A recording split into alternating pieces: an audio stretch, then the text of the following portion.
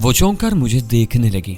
वो समझ गई कि मेरा इशारा यूसुफ के वालिद फारूकी साहब की तरफ है, जिन्होंने यूसुफ के लापता होने के बाद फोन पर मुझसे खुश्क लहजे में बात की थी। और इस वक्त किसी हद तक सरवत का लबा लहजा भी बेगानो जैसा था। अगर किसी बात से आपकी दिल आजारी हुई है तो मैं माफी चाहती हूँ, वह अफसरुदगी से बोली, और उसकी झील आंखों में पानी की चमक लालटेन की रोशनी में नुमाया होगी।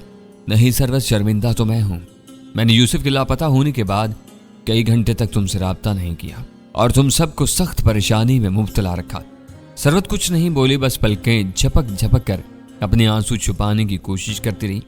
मैंने मौजू बदलते हुए पूछा, अच्छा अहमद थानवी साहब से राब्ता हो सका? नहीं, अभी शाम से पहले फोन किया था, अब वहां से कोई फोन ही नहीं उठा रहा। कोई मसला जरूर है वहां। मैंने भी दोपहर के वक्त कॉल की थी, बेल जा रही थी, कोई रिसीवर नहीं उठा रहा था। वो बोली, ये लतीफ़ साहब भी तो हजरत साहब के बहुत अकीदतमंद हैं, इनसे पूछना था इस बारे में। मैंने पूछा था, वो आखिरी बार पिछले जुमे को खारूना आबाद किया था। हजरत साहब से अपने बच्चे उस्मान को दम करवाया था उसने। हजरत साहब उसी रोज लाहौर से हारूना आबाद पहुंचे थे। उसके बाद से लतीफ़ को कुछ पता नहीं। इसी दौरान में उस्मान खेलता हुआ अंदर आ गया। हमारी गुफ्तगू को ब्रेक लग गए। उस्मान सरवत को बड़ी मोहब्बत से चाची कह रहा था और उसकी टांगों से लिपट रहा था। सरवत उसके साथ बाहर चली गई तो लतीफ़ दोबारा बैठक में आ गया। वो गरम गरम जलेबियां और दूध लेकर आया था। दूध 2 बड़े प्यालों में था, जलेबियां एक थाली में रखी थी। लो जी, पिंड की खास सौगात खाओ। वो चारपाई पर आलती पालती मार कर बोला। हम दूध जलेबियां खाने लगे, खालिस दूध और कड़कड़ाती जलेबियां, साथ में बैटरी वाले रेडियो पर पंजाबी गाने, कहीं दूर से डीजल वाले इंजन की मखसूस कूकू और सहन में बकरियों के मिमियाहट समा बन गया। मुझे हारूना आबाद के होटल वाला मलंग लड़का याद आ गया। उसने भी तो हमसे दूध जलेबियों की फरमाइश की थी। मैंने कहा, लतीफ़ भाई, कोई ऐसा बंदा मिलना चाहिए जो हमें पीली हवेली के अंदर के हालात के बारे में कुछ बता सके। यही तो बड़ी मुसीबत है ताबिश भाई। चौधरी के डर से कोई जुबान नहीं खोलता, बल्कि ऐसा लगता है कि हम सब लोगों ने आंखें ही बंद कर रखी हैं कि जो उड़ा है होता रहे, हमें क्या लेना देना। सब जानते हैं कि हवेली में काले धंधे होते हैं, लेकिन हवेली के सामने से सब कान लपेट कर गुजर जाते हैं। लतीफ़ ने जरा तवक्कुफ किया, फिर पुरसोच लहजे में बोला, वैसे ताबिश भाई, एक कम हो सकता है, पर इसमें थोड़ा सा डर भी आता है। तुम बताओ तो सही, सरवत बीबी ये शहरी टाइप के खाने तो पका लेती होगी? हाँ, पका तो लेती है। मैंने ठंडी सांस ली। इस वेले हवेली में एक ऐसी मुलाजमा की सख्त लोड़ है। चौधरी का लाडला पुत्र है, बड़ाल कुछ खा पी नहीं रहा, बड़ा जिद्दी है, सख्त वक्त डाला हुआ उसने। नहीं लतीफ़, मैं लतीफ़ की बात काटी, जो तुम सोच रहे हो वो नहीं हो सकता। ये तो जानबूझकर मुसीबत को दावत देने वाली बात है कि हम सरवत को हवेली भेज दें। लतीफ़ खामोश हो गया, फिर ढीली आवाज में बोला, हाँ बात तो डर वाली है ना, लेकिन फिर और क्या तरीका हो सकता है? मैंने कुछ सोचने के बाद कहा, अच्छा तुम बता रहे हो कि चौधरी अनवर वगैरह ने खास नस्ल की घोड़ियां पाल रखी हैं, शिकारी कुत्ते वगैरह भी हैं? हाँ ये तो है। मैंने कहा, मेरे पास एक ऐसा बंदा है जो जानवरों को सधाने में एकदम मास्टर है। कैसा नहीं हो सकता कि वो यहाँ आ जाए और चौधरी अनवर से मिलकर अपनी खिदमत पेश करे? हो सकता है कि वो उसे जानवरों की सदाई के लिए आर्जी तौर पर हवेली में रख ले। इस बारे में मेरे और लतीफ़ के दरमियान कुछ देर तक मजीद बात हुई। लतीफ़ ने बताया, कुछ हफ्ते पहले छोटे चौधरी अमजद ने कहीं से 4-5 बड़े बुलडाग कुत्ते मंगवाए थे। इनमें से 2 कुत्तों ने एक मुलाजिम की 3-4 साल बच्ची पर हमला करके उसे सख्त जख्मी कर दिया। बाद में बच्ची बेचारी हारूनाबाद अस्पताल में फोत हो गई। अमजद ने इन दोनों कुत्तों को गोली मार दी थी। इसका मतलब है कि घोड़ों और कुत्तों वगैरह की सदाई करने वाले के लिए हवेली में मौका बन सकता है। लतीफ़ ने मेरे ख्याल की तायद की। मैं इमरान से रब्ता करने का सोच रहा था कि खुद उसी का फोन आ गया। मैंने कहा, सियाने लोग कह गए हैं कि शैतान के बारे में सोचो तो वह हाजिर हो जाता है। वो बोला, लगता है कि आजकल शयातीन तुम्हें बहुत तंग कर रहे हैं। जाहिर है भाई, माहौल ही ऐसा है। जिसकी एक झलक देखने के लिए तरसते थे वो रात दिन तुम्हारे साथ है। एक रूमानी एडवेंचर का सा माहौल बना हुआ है। तुम्हारी आधी बात दुरुस्त है। मैं नाहीफ लहजे में कहा, रूमानी एडवेंचर का नहीं, सिर्फ एडवेंचर का माहौल है। तुम बताओ डॉक्टर महनाज हाथ आई या नहीं? हम उसी सिलसिले में यहाँ गोजरावाला में एक मकान की निगरानी हो रही है। इसके दरवाजे पर ताला लगा, लेकिन उम्मीद है कि अगले 24 घंटों में ये ताला जरूर खुलेगा और हम डॉक्टर रसाम या महनाज में से किसी एक की सूरत शरीफ देख सकेंगे। जलाली साहब की क्या पोजीशन है यार? वो कोई वनडे के खिलाड़ी नहीं जो आसानी से अपने विकेट बाउलर के हवाले करते थे। माशाल्लाह ब्रैडमैन और हनीफ मोहम्मद वगैरह की तरह लंबी इनिंग्स खेलने वाले हैं। कोमा में हैं, लेकिन अभी तक विकेट पर डटे हुए हैं।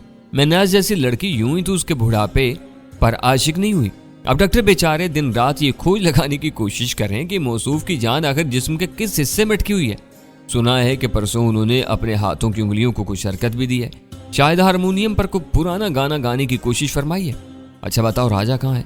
इधर मेरे साथ ही है, उसकी फौरी जरूरत पड़ गई है। मैंने कहा तुम तो मुझे भी इज्तनाब फरमाने के लिए कह रहे थे। वो धीमी आवाज में बोला। मैंने मुख्तसर अल्फाज में इमरान को सारी सूरत हाल बताई और इस सरहदी गांव रोहेवाल का मुकम्मल एड्रेस भी उसे समझा दिया। इमरान ने पुरसोच लहजे में पूछा, वहां ने तो करिश्मा कपूर के साथ कोई जाना पहचाना बंदा तो नजर नहीं आया। मैंने उसका जवाब नफी में दिया। वो बोला, लेकिन इसका इम्कान तो है ना जिगर है, हो सकता है कि हवेली के अंदर सुल्तान या जावा का कोई ऐसा बंदा हो जो राजा को पहचानता हो। मैं यकीन से कुछ नहीं कह सकता, लेकिन करिश्मा कपूर के अलावा यहाँ सारे नए चेहरे नजर आते हैं। वो बोला, वैसे तो राजा का हुलिया भी आजकल काफी बदला हुआ है। लंबे बाल कटवा दिए इसने, बल्कि इसने क्या मैंने ही कटवाए थे। जुएं पड़ी हुई थी, छोटी छोटी दाढ़ी मूंछ भी रखी हुई है, आसानी से पहचाना तो नहीं जाएगा। तो फिर अल्लाह का नाम लेकर भेज दो उसे। इमरान ने धीमी आवाज में कहा, मूडी बंदा है, इनकार भी कर सकता, लेकिन मैं कोशिश करता हूँ कि ये कल किसी वक्त तुम तक पहुंच जाए। तुम्हारे पास इसका सेल नंबर है ना? मैंने उस बात में जवाब दिया और इमरान से कहा कि वो राजा को सारी सूरत हाल समझा दे। कुछ मजीद गुफ्तगू के बाद हमने सिलसिला मुनक़ता कर दिया। मैं राजा को यहाँ बुलाने और किसी तरह हवेली के अंदर पहुंचाने का प्रोग्राम बना रहा था, लेकिन अगले रोज जो कुछ हुआ वो मेरी प्लानिंग से बहुत हटकर था। रात को मैं और लतीफ देर तक जागते रहे। वीराने की तरफ कीदड़ों की आवाजें आती रहीं और कभी कभी ट्रैक्टर की गूंज सुनाई देती थी। गाहे बगाहे देहाती चौकीदार की पुरानी सदा जागते रहो भी कानों में पड़ जाती थी। हम 2:30 बजे के करीब सोए। मैं यहाँ भी सख्त चटाई पर सोना पसंद करता था और मेरी इस आदत पर लतीफ को हैरत भी थी। सुबह जागा तो 10 बज चुके थे। धूप गांव के कच्चे दरो दीवार और सुनहरी खेतों पर चमक रही थी। लतीफ अपनी हट्टी पर जा चुका था। उसकी बीवी सेहन में बकरियों को नहला रही थी। मुझे जागते देखकर छोटे उस्मान ने अपने वालिद को इतला दी। चंद ही सेकंड बाद वो मेरे पास आ गया। वो कुछ परेशान सा था। खैरियत है लतीफ? मैंने पूछा। है भी और नहीं भी जी। मैं सवालिया नजरों से उसे देखने लगा। वो जरा तवक्कुफ से बोला, सवेरे 8 बजे के करीब मेरी कल वाली ने बताया कि सरवत अपने बिस्तर पर नहीं है। हमने यहाँ वहाँ देखा पर वो नजर नहीं आई। मेरी कलवाड़ी ने कहा है कि कल वो देर तक हम साहिब बरकते से बातें करती रही है। बरकते हमारे पिंड की दाई है और थोड़ा बहुत दवा दारू भी करती है। करवाड़ी ने कहा कि वो कहीं इसके साथ न गई हो। हमने बरकते के घर से पता किया। उसके बंदे नूरदीन ने बताया कि बरकते भी घर में नहीं है। हमें थोड़ी सी तसल्ली हुई। मैं तुमको जगाना चाहता था, फिर सोचा कि कोई अच्छी खबर मिल जाए तो जगाता हूँ। इतने में बरकते और सरवत दोनों वापस आ गए। सरवत ने बताया कि वो हवेली में गई थी। उसने चौधरानी से बात की और उसे हवेली में कुछ दिनों के लिए खाना पकाने का काम मिल गया है। वो इसी वक्त अपने कुछ चीजें लेकर वापस हवेली चली गई। मेरे जिस्म में सर्द लहर सी तोड़ गई। मैंने रात सरवत को मना भी किया था, लेकिन वो वही कर रही थी जो उसकी मर्जी थी। किसी वक्त तो यूं लगता था कि उसके नजदीक मेरी कोई अहमियत ही नहीं है। जो कुछ है यूसुफ है और उसकी बाजियाबी है। मैं दिल महसूस कर रह गया। लतीफ ने मुझे तसल्ली देते हुए कहा, ताबिश भाई इतना घबराने की लोड़ नहीं है। वो सियानी लगती है, उसने जो किया देख भाड़ कर किया होगा। पैसे भी हवेली के अंदर ज्यादा अमर दखल वड्डी चुदरानी का है। वो घर के मर्दों पर सख्त नजर रखती है। वो सारा दिन मैंने अजब बेकरारी के आलम में गुजारा। 1-2 बार मोबाइल पर सरवत से राब्ते की कोशिश भी की, लेकिन मोबाइल बंद था। ये भी दुख की बात थी कि उसने कॉल या मैसेज के जरिए भी मुझे मुतल्ला करने की जरूरत नहीं समझी थी। शाम से कुछ देर पहले राजा भी गाँव पहुंच गया। मैंने फोन पर उसे लतीफ दी हट्टी का पता बता दिया, लेकिन साथ ही ये भी कह दिया था कि वो हट्टी यानी दुकान पर नहीं आए, बल्कि सीधा गांव की चौपाल में चला जाए। वहां पर उसे हवेली का कोई न कोई बंदा भी मिल जाएगा। मैंने उसे ये भी समझाया था कि अगर उसने लतीफ की दुकान पर आना हो तो आम गाहक के तौर पर आए और मुझसे किसी सूरत अपनी जान पहचान जाहिर न करे। राजा सरवत को नहीं जानता था और ना वो राजा को जानती थी, लिहाजा मैंने राजा को बताना जरूरी नहीं समझा कि इससे पहले हमारी तरफ से कोई और भी हवेली के अंदर पहुंच चुका है। मैं और लतीफ ने राजा को तांगे से उतरते और गाँव में दाखिल होते देखा। उसने भी दूर से मुझे देख लिया था।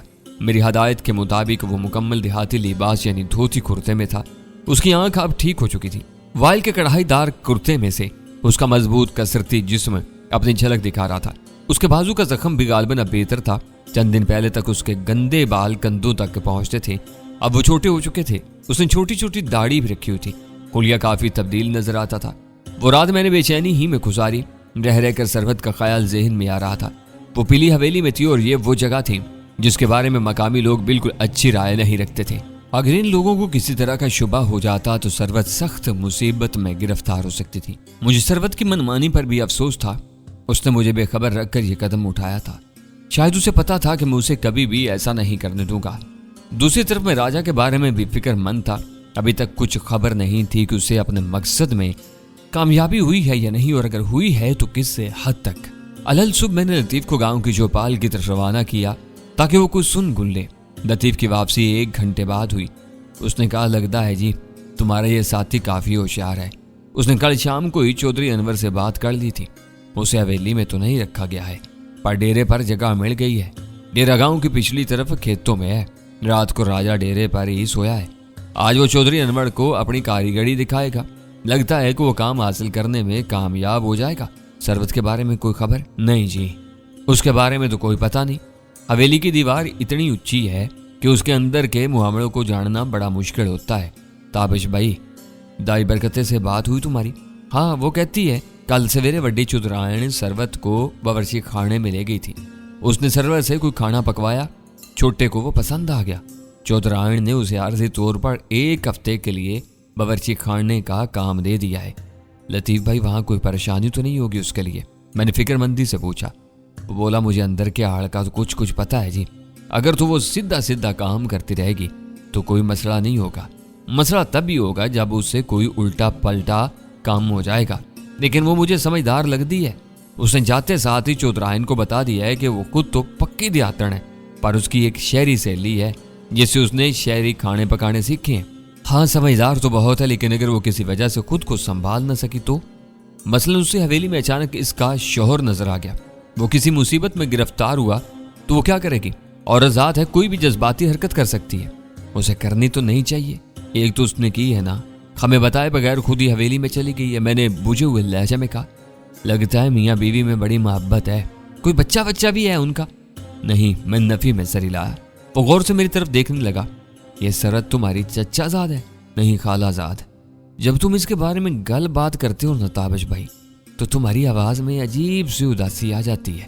मेरी बात का बुरा ना मानना, क्या इसके अलावा भी तुम दोनों का कोई रिश्ता रहा है? मेरे अंदर अजीब सी झुंझलाहट पैदा हुई। दिल चाह कुछ जाती पूछताछ के जवाब में लतीफ को झाड़ दूं, लेकिन फिर खुद पर जब्त किया। वो मेरी बेलोस मेजबानी में मसरूफ था और मुझे पीर भाई समझकर खुद को खतरे में डाल रहा था। मैंने कहा, नहीं, ऐसी कोई बात नहीं है। यूसुफ की गुमशुदगी ने हमें बहुत परेशान किया है। एक बीमार बहन और बूढ़े ससुर के सिवा सरवत का आगे पीछे कोई नहीं। जो कुछ करना है मुझे ही करना है। उसे संभालना भी है और तलाश में उसकी मदद भी करनी है। फर्ज किया ताबिश भाई, यूसुफ यहाँ हवेली में ही मिल जाता है तो आप क्या करेंगे? जो कुछ भी करूंगा, लेकिन एक बात ज़हन में रखो लतीफ भाई, मैं फिर तुम्हें यकीन दिलाता हूं कि मेरी वजह से तुम पर या तुम्हारे घर वालों पर कोई आंच नहीं आएगी। ये मेरा वादा है तुमसे। वो उलझी हुई नजरों से मेरी तरफ देखने लगा। इसी दौरान में पर्दे के पीछे से उसकी बीवी ने आवाज दी और वो अपने बच्चे उस्मान को गद्दी पर बिठाकर घर के अंदर चला गया।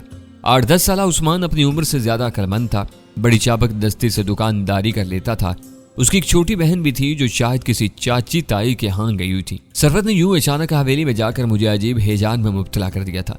मैंने रात का ज्यादातर हिस्सा जाग कर गुजारा। सुबह नाश्ते को भी दिल नहीं चाहा। लतीफ इसरार करता रहा, मगर मैंने दांत के दर्द का बहाना बनाया। मुझे अफसोस हो रहा था, कुछ और नहीं तो वो कहीं छुप कर छोटा सा मैसेज ही कर देती, बता देती कि खैरियत से है। मैं आंखें बंद किए चटाई पर नीम दराज था जब चूड़ियों की हल्की सी खनक सुनाई थी। मैंने मुड़कर देखा, वो पहलू में खड़ी थी। देहाती लिबास में गांव की कोई दोशीज़ा नजर आती थी। अस्सलाम वालेकुम, उसने कहा। वालेकुम अस्सलाम, मैंने मुख्तसर सा जवाब दिया। भाई लतीफ बता रहे हैं कि आपने अभी नाश्ता भी नहीं किया। बस दिल नहीं चाहा। आप नाराज है ना मुझसे? मेरा कोई हक नहीं नाराज होने का। नाराज तो तुम्हें होना चाहिए कि मैं जबरदस्ती तुम्हारे साथ चला आया हूँ, तुम्हारे मामले में मुदाखलत कर रहा हूँ। आपको गुस्सा है कि मैं आपको बताए बगैर क्यों गई? अगर मैं बताती तो आप कभी जाने ना देते, और मैं न जाती तो यकीन करें बहुत कुछ हमारी नजरों से ओझल रहता। वो दबे दबे जोश से बोली, क्या ओझल रहता? मैं बताती हूँ सब कुछ, पहले आप नाश्ता करें। मैं 2 मिनट में आई। वो मेरे रोकते रोकते बाहर निकल गई। कुछ देर बाद वो अंडा पराठा ले आई। मैंने अंदाजा लगाया कि पराठा उसने खुद बनाया है। उसके हाथ का पराठा मैं हजारों पराठों में पहचान सकता था। ऐसी जबरदस्त गोलाई होती थी जैसे पुरकार इस्तेमाल की गई हो। लतीफ की बीवी रजिया शायद थकी हुई थी या फिर किसी दूसरे काम में मसरूफ होगी। तुम भी खाओ, मैंने कहा। नहीं, मैं खा के आई हूँ। वहां भी पराठे और अंडे ही बने हैं। साथ में मकई की मीठी रोटी थी और सूजी का हलवा था। काफी डट कर नाश्ता करते हैं ये लोग। छोटे बिलाल को मैं दलिया बना कर दे आई हूँ। वो पराठा वगैरह नहीं खाता। उसने जरा तवक्कुफ किया और बोली, अभी दोपहर के खाने में काफी टाइम है। मैंने बड़ी चौधराइन से कहा कि मैं एक चक्कर घर का लगाऊं, सरदर्द की दवा वहां रखी है वो ले आऊं। तो मैं कम अज कम वहां से फोन तो कर देना चाहिए था। एक मैसेज ही भेज देती तो इतनी परेशानी ना होती। सॉरी ताबिश, दरअसल मैं फ़ोन लेकर ही नहीं गई थी। मुझे डर था कि फ़ोन की वजह से कोई मसला ना हो जाए। मैंने गहरी सांस लेते हुए कहा, क्या देखा तुमने वहाँ? उसने उठकर दरवाज़ा भीड़ा। लर्जा आवाज़ बोली, आपको पता है हज़रत थानवी साहब कहाँ हैं? कहाँ हैं? हवेली में। मैंने खुद देखा उन्हें, वो मुझे नहीं देख सके। वो एक कमरे में है और कोई वजीफ़ा वगैरह कर रहे हैं, बल्कि उनसे ज़बरदस्ती करवाया जा रहा है। ज़बरदस्ती? हाँ, कोई लंबा वजीफ़ा है, शायद 2-3 दिन का।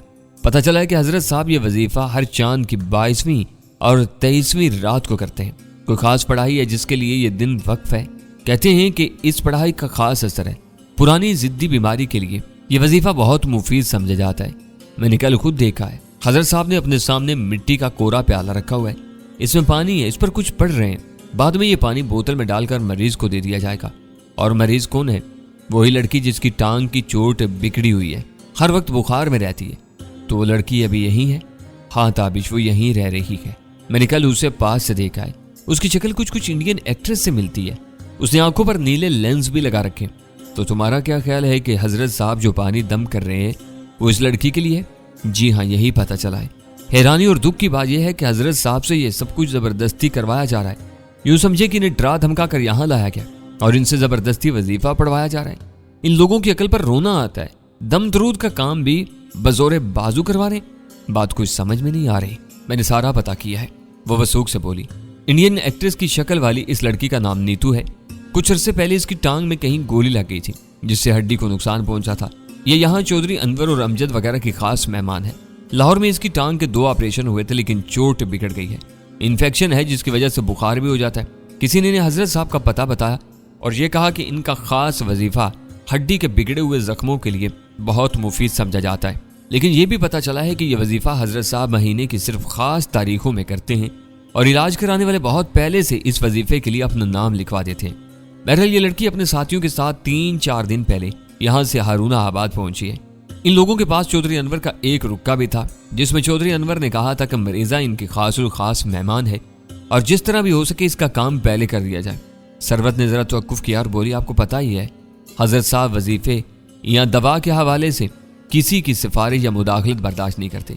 इन्होंने लड़की और उसके साथियों को बताया कि वो ये वजीफा महीने में सिर्फ एक बार एक फर्द के लिए करते हैं और उससे पहले 3-4 नाम लिखे हुए हैं, इसलिए वो मुआजरत चाहते हैं। इन्होंने कहा कि डॉक्टरी इलाज जारी रखा जाए। वो वैसे अल्लाह का कलाम पढ़कर फूंक देते हैं, दुआ भी करते हैं इंशाअल्लाह शिफा होगी। लेकिन अगर वो लोग जरूर यही वजीफा करवाना चाहते हैं तो फिर कुछ इंतजार कर लें। बस ये मामला बहस और तल्ख कलामी में बदल गया। यहाँ गांव से 1-2 फोन चौधरी अनवर के भी गए। हजरत साहब अपनी असूली बात पर कायम रहे। उसका नतीजा यह निकला कि उनसे जबरदस्ती की गई। कुछ बंदों ने उन्हें असलहा दिखाकर जीप में बिठाया और यहाँ ले आए। मैं हैरत से सुन रहा था, यकीन नहीं आ रहा था कि इस तरह का काम इस तरीके से भी हो सकता है। किसी से गन पॉइंट पर दुआएं खैर कराई जा सकती है। इससे पीली हवेली के चौधरियों की अकल समझ का अंदाजा होता था। सरहद ने कहा, वैसे तो हजरत साहब को खूब इज्जत दी जा रही है। नौकर चाकर कमरे के पास से दबे पांव गुजरते हैं। इनके लिए अच्छे से अच्छा खाना पकवाया जा रहा है, लेकिन वो वजीफा मुकम्मल करने से पहले यहाँ से हिल भी नहीं सकते। मेरा अंदाजा है कि आज शाम या कल सुबह तक इन्हें जीप पर बिठाकर एहतराम के साथ हारूना आबाद वापस छोड़ आएंगे। और कोई खास बात नजर आई है वहाँ? वो सोचते हुए बोली, मुझे लगता है कि इस जख्मी लड़की की तरह 1-2 और लड़कियां भी हैं वहाँ। इनकी हैसियत भी वहाँ मेहमान ही किसी है, लेकिन मैं अभी तक इन्हें देख नहीं सकी। दरअसल ये काफी बड़ी हवेली है, 2 मंजिलें हैं। हवेली के कुछ हिस्सों की तरफ मुलाजिम जा ही नहीं सकते। मैंने सरवत को इस बारे में थोड़ा बहुत बताना जरूरी समझा। मैंने कहा, सरवत ये एक बड़ा फिल्मी किस्म का चक्कर चला हुआ है यहाँ। तुम्हें पता है आजकल टीवी वगैरह पर भी हम शक्ल लोगों से परफॉर्मेंस कराने का ट्रेंड है। खिलाड़ियों, सियासतदानों और अदाकारों से मिलती जुलती शक्लों वाले लोग ढूंढे जाते हैं और वो मज़ाहिया प्रोग्रामों में शिरकत करते हैं। हमसाया मुल्क इंडिया में ये सिलसिला अरसे से चल रहा है। सरवत ने इस बात में जवाब दिया। मैंने कहा, 1-2 प्राइवेट चैनल ऐसे भी हैं जो खास तौर से ऐसे प्रोग्रामों पर फोकस करते हैं। इनमें से ही एक चैनल के कुछ एहलकारों के जरिए ये दोहरा गेम खेला जा रहा है। इसके अलावा कुछ नाम नेहाद आर्ट अकेडमियाँ भी इसमें मुलव्विस हैं। फिर इन्हें शार्ट लिस्ट किया जाता है, फिर इनमें से मजीद चुनाव होता है। इस अमल में बाज़ औक़ात कोई हैरत अंगेज मुशाबत वाला चेहरा भी मिल जाता है। इस चेहरों को ये लोग अपने मतलब के लिए खास तरीकों से इस्तेमाल करते हैं। ये नीतू नामी लड़की जो तुमने हवेली में देखी है वो भी इन मुंतखब चेहरों में से एक है। मुझे शक है कि एक और इंडियन एक्ट्रेस से मुशाबत रखने वाली कम अज कम एक और लड़की जरूर यहाँ मौजूद होगी। उसका नाम स्वीटी है। सरवत हैरत से ये सब कुछ सुन रही थी। रोशन माथे पर उलझन की परेशानियां थी। इससे पहले कि वो कुछ बोलती 8-10 साला उस्मान अंदर आ गया। उसके हाथ में चाय के 2 कप थे। हम चाय पीने लगे। उस्मान हमारे इर्द गिर्द ही मौजूद रहा, लिहाजा हम दोबारा बात शुरू न कर सके। जब मैं चाय में चीनी मिला रहा था, सरवत बगौर मेरे हाथों को देख रही थी। जरा झिझकते बोली, एक बात पूछूं आपसे? पूछो। ये आपके हाथ पांव इतने बदले हुए से क्यों हैं? मेरा मतलब है इनकी रंगत, इनकी जिल्द, बल्कि आप सारे के सारे बदले हुए। तुम भी तो बदली हुई हो, मैंने चाय को घूरते हुए कहा। मैं किसी और हवाले से बात कर रही हूँ, लगता है कि पिछले अरसे से बहुत सख्त जिंदगी गुजार रहे हैं आप। तुम्हें बताया ही है, ये 2-4 बरसों की बात नहीं। स्कूल के जमाने से शुरू होने वाला जुनून है वही मार्शल आर्ट, लेकिन आप में तो और कई तब्दीलियां आई हैं। नुसरत बताती थी कि आप खुद को जानबूझकर तकलीफ में डाल रखते हैं। जख्म हो तो उसका इलाज नहीं करते, दर्द हो तो उसकी दवा नहीं खाते, बेवजह सर्दी गर्मी और भूख बर्दाश्त करते। यहाँ भी मैं देख रही हूँ कि आप नर्म बिस्तर छोड़कर चट्टाई पर सो रहे हैं।